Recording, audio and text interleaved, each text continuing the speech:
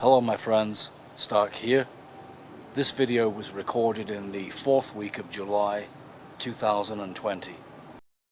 Have you ever had what I refer to as a snowball problem, where an initial problem leads to another problem, which leads to yet another? I was asked to replace the rear brake shoes of this Ford Focus, and in checking the general condition of the brake system, I found that this short brake line was rusted, and especially rusted at the point that it attaches to the wheel cylinder, way too rusted to separate. So that necessitates the replacement of the wheel cylinder. But the wheel cylinder is held in place by these little 8mm bolts, or at least the heads are 8mm, and as with the remainder of the brake system, these bolts are suffering from rust. When I tried to remove them with a wrench using sideways torque, the corners were starting to round off on these tiny bolt heads, so I knew that I needed to apply direct torque, vertical torque, onto those bolt heads. Otherwise, either the corners would round off, or possibly the little bolts would shear. I couldn't apply that direct torque whilst the brake back plate was in position attached to the trailing arm of the suspension. Just couldn't get the tools in place and the torque at the right angle, so I made a decision to remove the back plate, but that in turn necessitated the removal of the spindle, because the back plate is sandwiched between the trailing arm of the suspension and the spindle. See? And unfortunately, one of the 4 bolts that secure the spindle has snapped.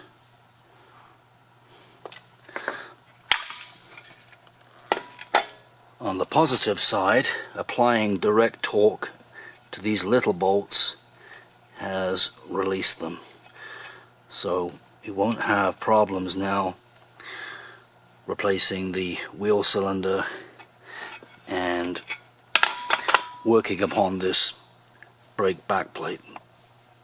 So a job to replace the brake shoes led to the necessity of replacing the brake line, and that has created a problem with the spindle insofar as we have a broken, sheared off bolt.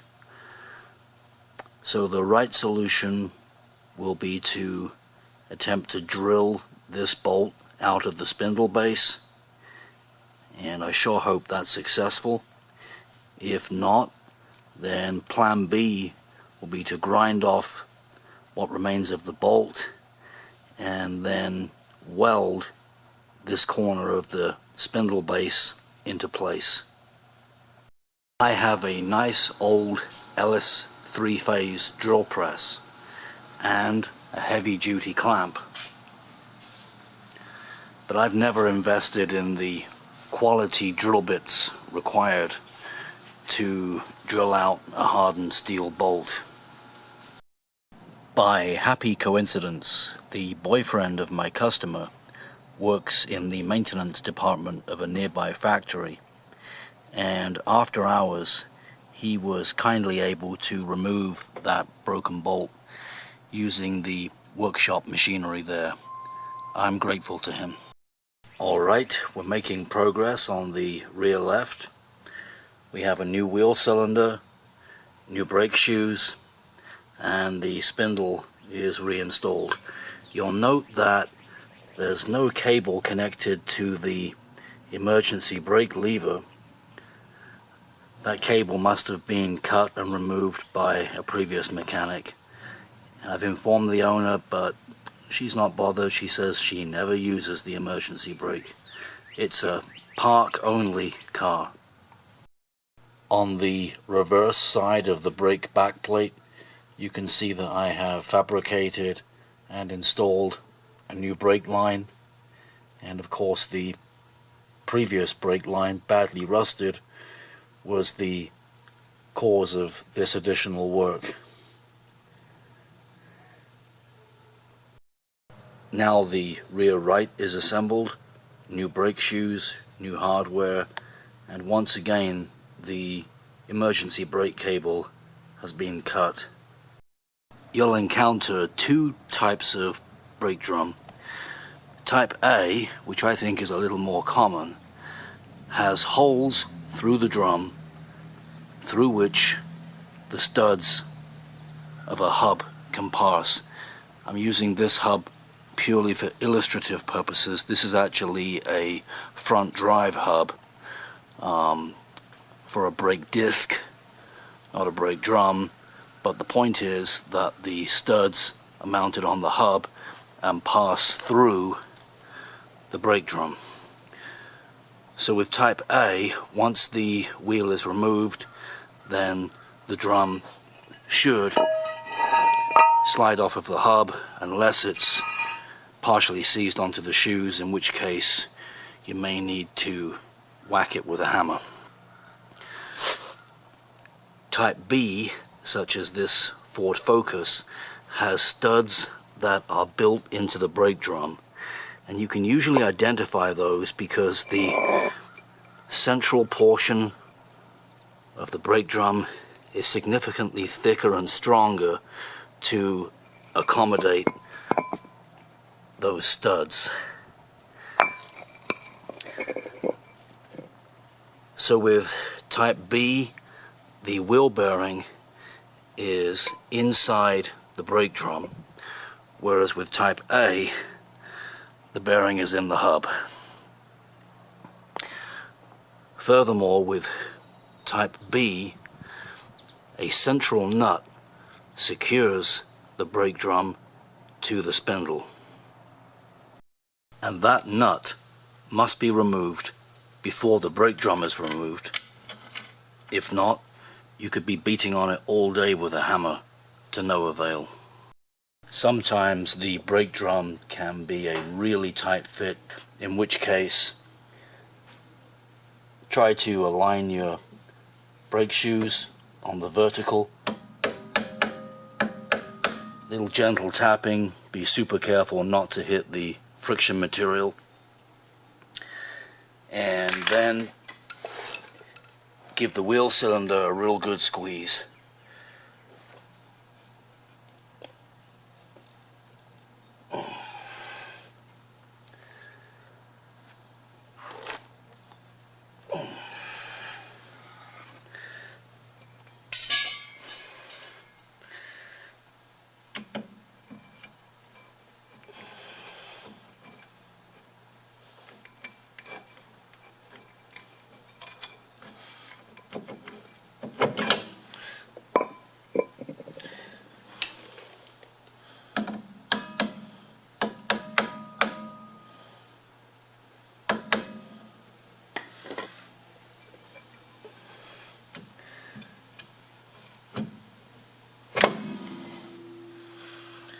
Just like that.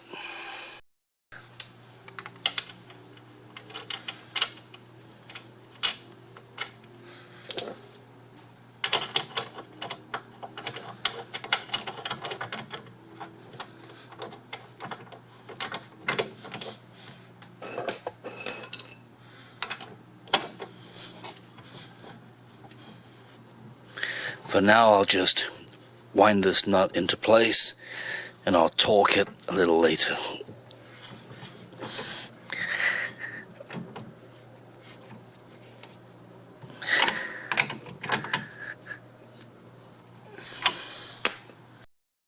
Back to the rear left, and having changed the hardware on the rear right, that's the springs and clips, because of a broken spring, then I really should change the hardware on the left side too.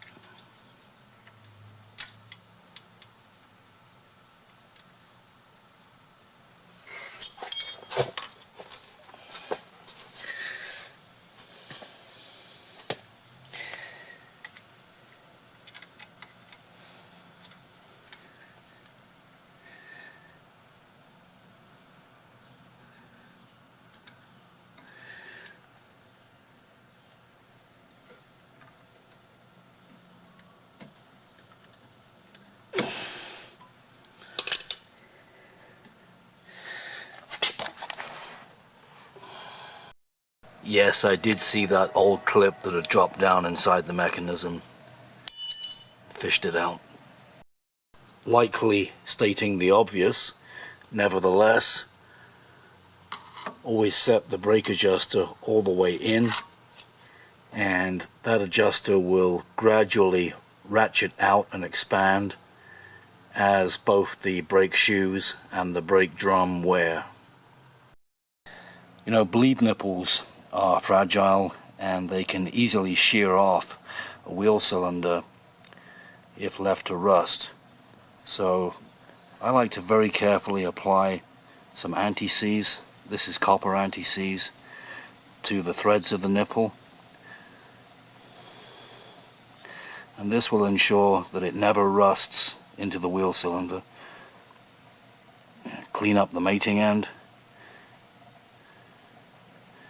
It's one of my best tips. You'll never have problems with seized bleed nipples if you do this. Alright, let's bleed the air from the rear left brake. This is the one that required replacement of that short brake line, hence air was introduced into the system. Pump up the brakes, Marshall.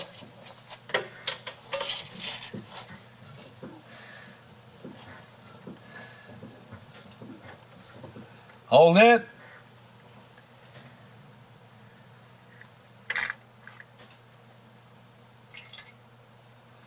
Pump the brakes.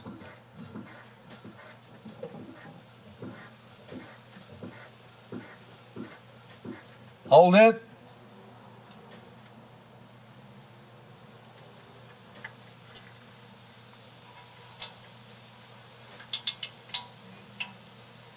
Pump the brakes.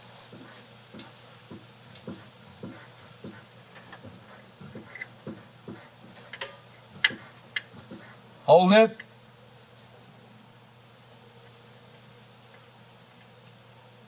We're about there.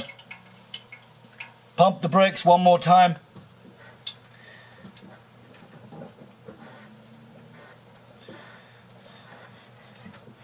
And hold it.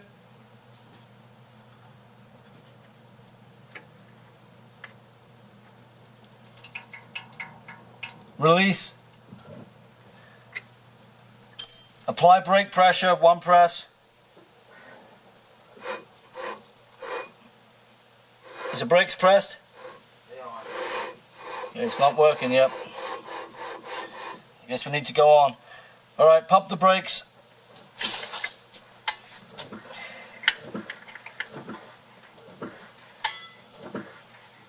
And hold it.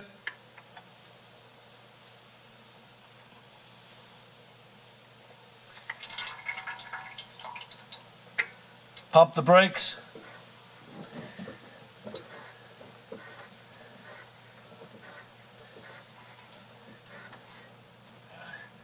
And hold it.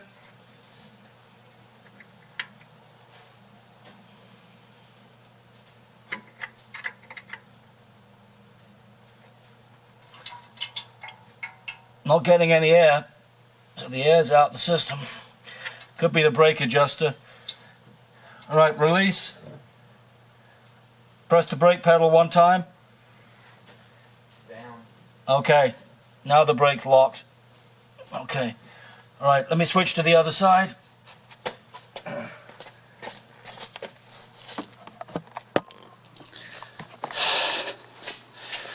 Right, you still have the brake pedal down? No. Alright, press the brake pedal. Release the brake pedal.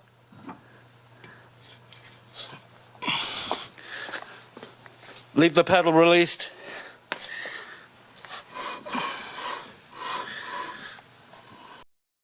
Let's top up the brake fluid reservoir.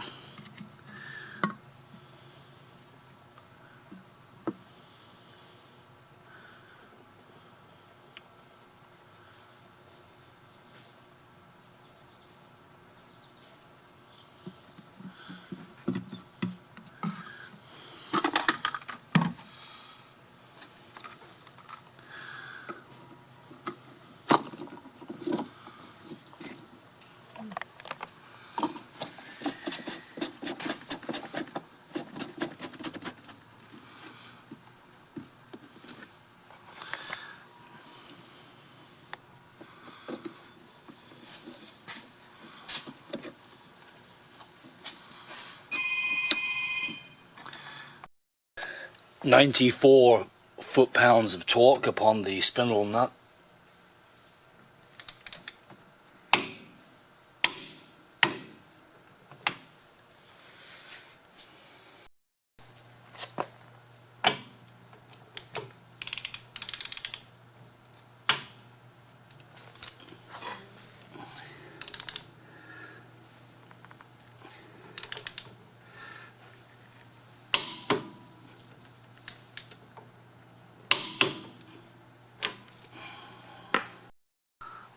Alright, wheels are back on the vehicle and it's time for a test drive.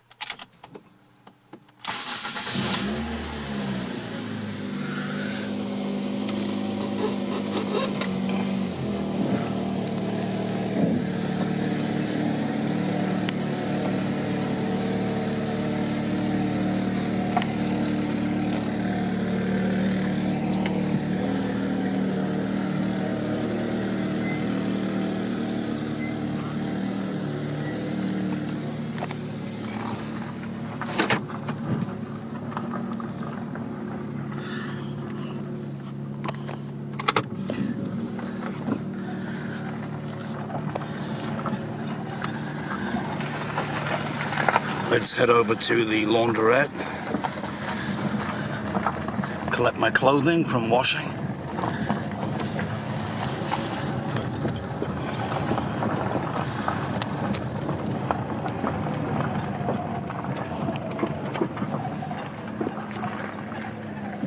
Yeah, I've got a really expensive gimbal. I call it my left arm.